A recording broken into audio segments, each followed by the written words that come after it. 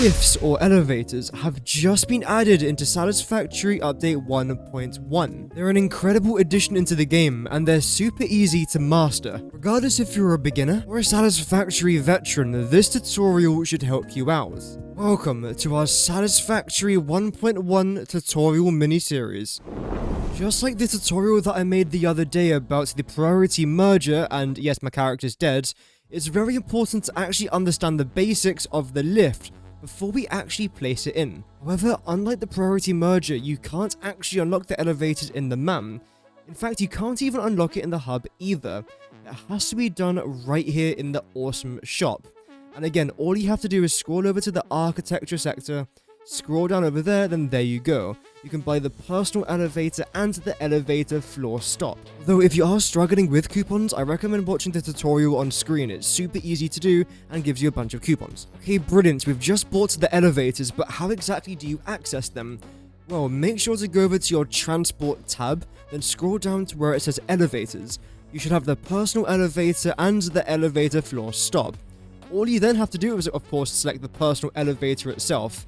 And even if you try and snap it to the world grid, it will not snap unless you place it on top of a foundation, just like that, and it automatically snaps to whatever foundation you so wish. Also, it's important to know that you can't actually lock this hologram. As you can see, no matter how many times you try and press H to lock it in, it does not lock.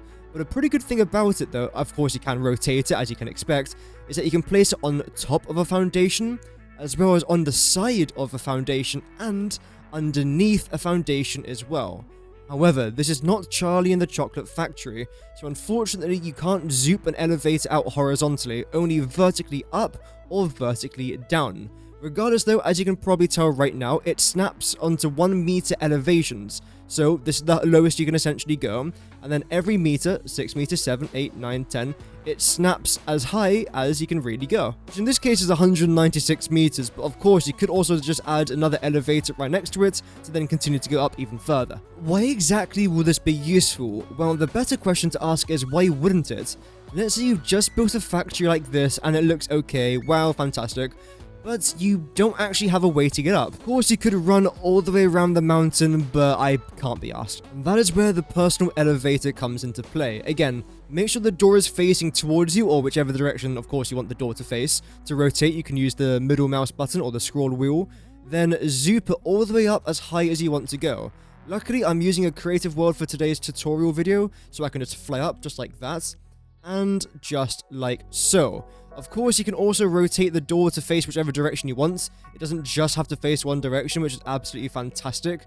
And make sure that you have connected your actual gate to a power line. Again, I'm using a creative world, so I don't need to do this, but you will need to do this. And of course, if you try and access the door itself, oh no, the elevator isn't here just yet. So you have to make sure to actually call the elevator.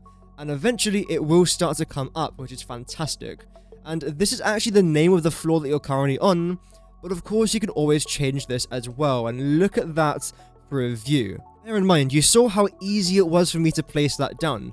Literally, all I had to do was click, and then click again, and I've already got the elevator facing the exact direction that I want, and the exact height that I want. It really is remarkable.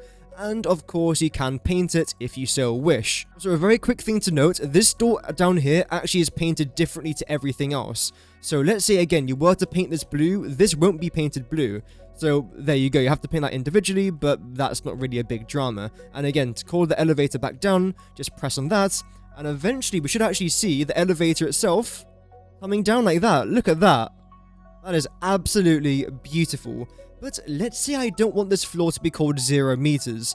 How do you change it? That's where this thing comes into play, because again, this is the floor you're currently on, and that's the floor you want to currently go to. So let's click that, and again, we are going to go up. Absolutely beautiful stuff. But again, we don't want it to be like this. We want to edit it slightly. So all I'm going to do is click down here where it says Edit Floor Info. Just like that. Then floor 1, which is the floor we were just on, and floor 2, which is the floor we are currently on right now. I want to edit this. This is currently set to 40 meters. I'm going to call it level 2. There you go. When it comes to the icons, you can select whatever icon that you currently see here. And because this is an elevator, I don't actually know what to go with. But I suppose we can go with the up arrow, why not? Then select color again, you can make whatever color you want. I'm going to go with that because it reminds you of mint ice cream, and I'm hungry as of right now. So there we go. And of course, if you don't like that, you can just clear it. But I'm not actually going to confirm. Let's say you clear it by accident. Just click off and then it should save with your original settings. Not to mention, you've also got a bunch of music in-game here as well. And of course, I'll let you listen to that music in your own time. And oh dear, this level up here has not been painted. That's correct. So again, go into your customizer, paint that blue and yellow. Beautiful. And just like that, level 2 has now been changed. You can then customize every single floor that you want using this exact same method. And in theory, that right there is the basics of the lift, but we are not done just there, because there's still a few unanswered questions that we've got about the lift. How high can you build it? And also, how many floors can you have? Well, when we check back here, this is a maximum of 25 floors, but that's not necessarily the case. Because all you have to do is, of course, have one of your elevators right there, or one of your lifts right there, then select another personal elevator, then shoot it back up again. Then before you know it, you can now cover way more floors by just having more than one of the actual elevators or lifts themselves. So that doesn't actually answer our question. Let's just see how high we can go. And there we go, 196 meters is the answer. Then again, we place down another elevator right next to that one, and then we can also boost that another 196 meters there as well. So we can probably keep going by quite a long distance here. Okay, so it seems like it just keeps on going until you reach the world height limits. So that's pretty cool, so don't be too concerned if you are building at a rather high elevation, and you're not quite sure if this elevator or lift is going to be tall enough. Well, luckily when you do a weird zigzag pattern like this, everything should be able to fit. So yeah, again, if you have got a very tall factory, these lifts would be a very ideal thing for you to add, and they do look really good, I will give it that. But again, we are not done there just yet, because we've got one more thing left to myth bust.